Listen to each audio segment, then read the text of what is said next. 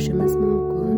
Matnli axborot, grafikli axborot, tovushli axborot, videolavhali axborot, belgili axborot, raqamli axborot turlari mavjud. Axborot kommunikatsiya texnologiyalari axborotni mustahkamlash, uni qayta ishlash, axborotni almashtirish, tarqatish, oshkor qilish bilan ta'minlaydigan texnologiyalar to'plamidir.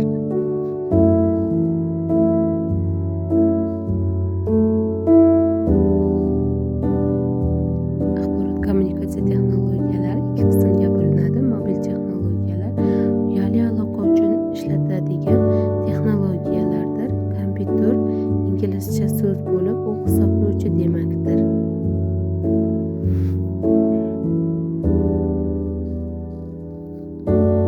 Multimedia texnologiyalari inglizcha so'zdan olingan bo'lib, ko'p muhitli degan ma'noni bildiradi.